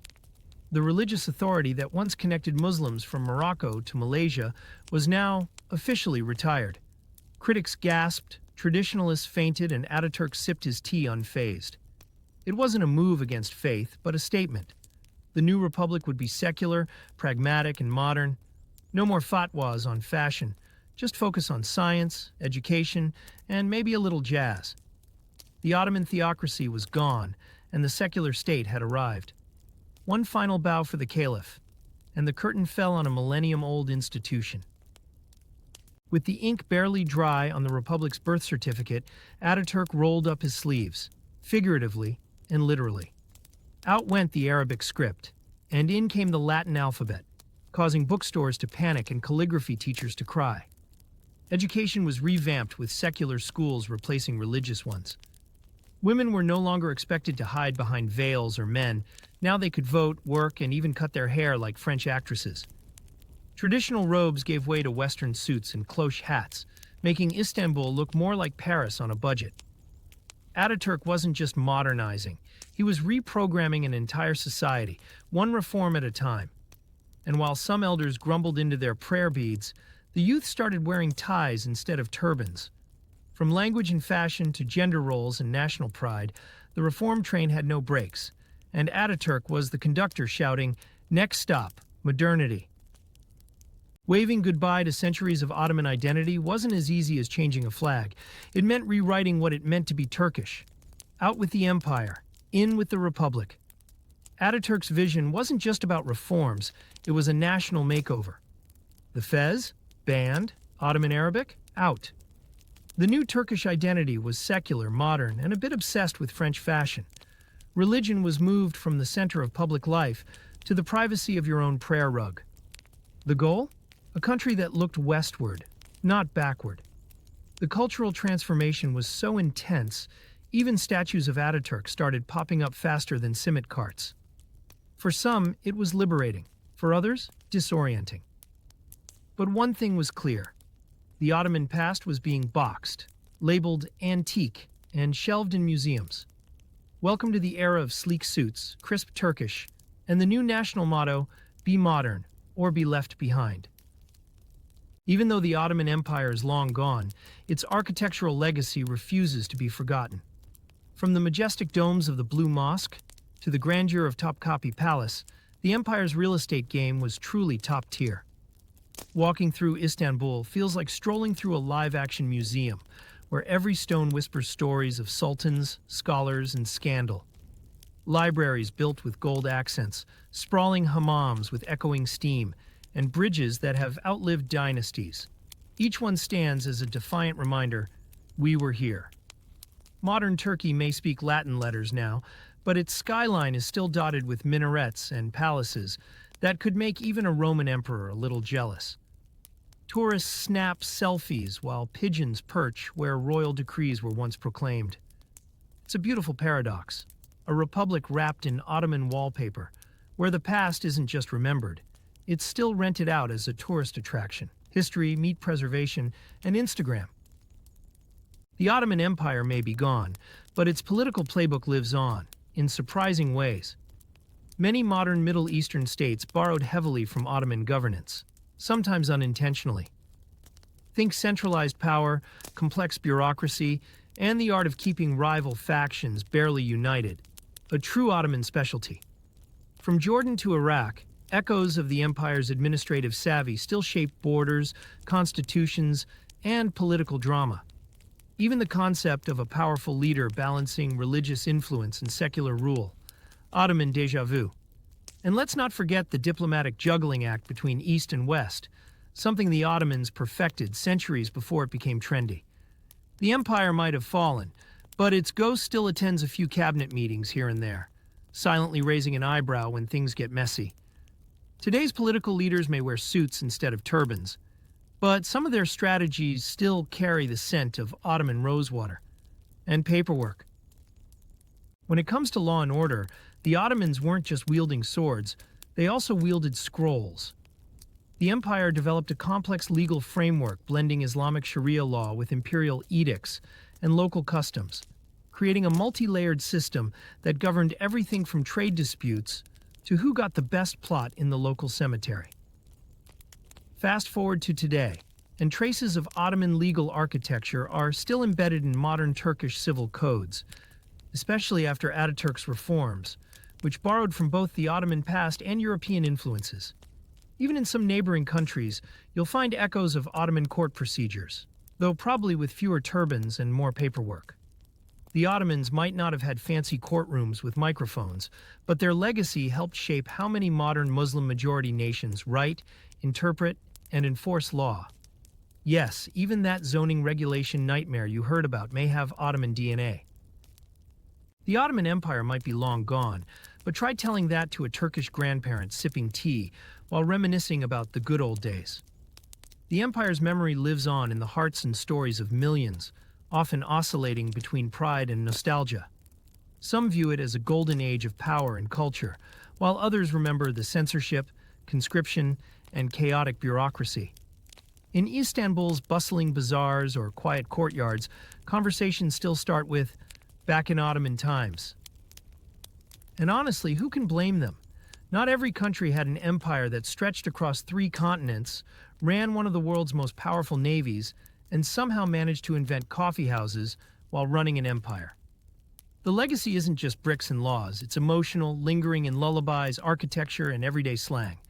Like a family heirloom no one wants to throw away, the memory of the Ottoman Empire remains a blend of myth, memory, and very real influence. And so, dear viewer, we've reached the end of our Ottoman journey. From humble Anatolian beginnings to sultans in silk robes, naval battles, palace intrigues, and revolutions with Latin alphabets. The Ottoman Empire may have officially ended a century ago, but traces of its grandeur still ripple through time. You see it in Istanbul's skyline, in family names, in the jokes your uncle tells, and yes, even in kebab shops halfway across the world. Whether praised as a golden age or critiqued as a slow-moving bureaucratic colossus, the Ottoman legacy is impossible to ignore.